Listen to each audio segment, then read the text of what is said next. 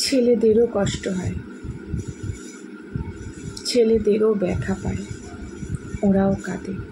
কারণ ছেলেরা পাষাণও না, আর ছেলেরা পাথর দিয়ে তৈরি না যে ব্যথা লাগবে না। আর প্রসঙ্গ কান্নার, সেটা আমি আপনারা কেউ দেখতে পাই না। তাদের কষ্টটা হয় চাপা, যেটা সহজেই আমরা দেখতে পাই না। কখনো কখনো আমরা ছেলেদেরকে নিষ্ঠুর পাষাণ বলেই আখ্যা দিয়ে থাকি, কারণ তাদের কষ্টটা দেখার মতন, বোঝার মতন মানসিকতা আমাদের হয় না। কারণ আমরা নরম প্রকৃতির মানুষ, মেয়ে তো, যে কোনো কষ্ট আমরা সহজেই কেঁদে কমাতে পারি, কিন্তু যেটা পুরুষ তারা পারে না। তারা পারে না কাঁদতে, তারা পারে না সবার সামনে চোখের জল ঝরাতে, কারণ তারা আমাদেরকে সামলায়, আমাদের কাছে তারা শক্ত হয়ে থাকে। তারা আমাদের সামনে এসে এমনভাবে দাঁড়ায় যাতে আমরা তাকে আঁকড়ে ধরে কিছুটা কষ্ট নিজের কমাতে পারি।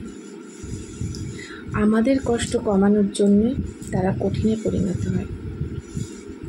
সেটা মা বলো, বোন বলো, বউ বলো, আমাদের জন্যই তারা কঠিন, আমাদের জন্যই তারা পাথর হয়ে যায়।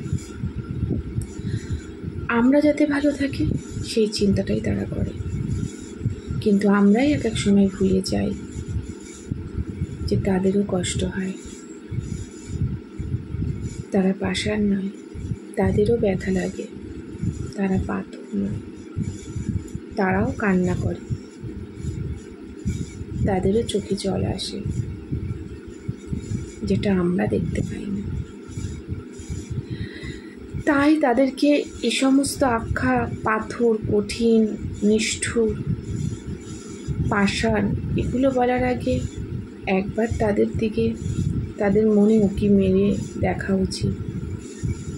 কেন বলুন তো আমরা এগুলো বলি? আমরা মেয়েরাও রক্ত মাংস গড়া মানুষ, আর ছেলেরাও রক্ত মাংস গড়া মানুষ।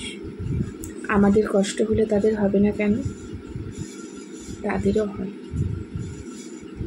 আমাদের যতটা হয় তাদেরও ঠিক ততটা হয়, কিন্তু আমাদের জন্যই তারা আজকে পাথর বা পাষাণে পরিণত হয়। প্রত্যেকটা মানুষেরই কষ্ট কমানোর জন্য কাউকে না কাউকে আঁকড়ে ধরে রাখতে হয়, আর আমাদের আঁকড়ে ধরে রাখা হচ্ছে পুরুষ মানুষ। তাদেরকে আঁকড়ে ধরে রেখে আমরা আমাদের নিজেদের কষ্ট কমাই।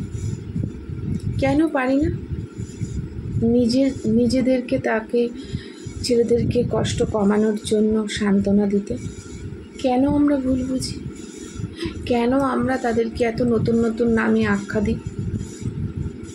কেন বুঝি না তাদের মনের কথা, যে তাদেরও তো কষ্ট হয়?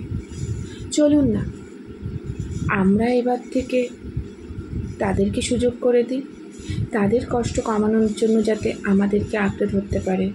ঘরের দাদা, ভাই বা স্বামী সাহস হয়ে যাব তাদের কাছে, যাতে আমাকে আঁকড়ে ধরে তার নিজের কষ্টটা কমাতে পারে, যাতে চিৎকার করে সে একটু কেঁদে কষ্ট কমাতে পারে, মনটা হালকা হতে পারে।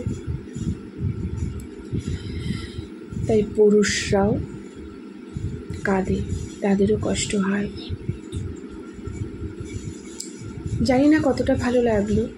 যদি ভালো লেগে থাকে অবশ্যই আমার চ্যানেলটাকে সাবস্ক্রাইব করো, লাইক, কমেন্ট, শেয়ার করো। কলমে দীপা পাল দত্তের সাথে কণ্ঠে দীপা পাল দত্ত। নমস্কার।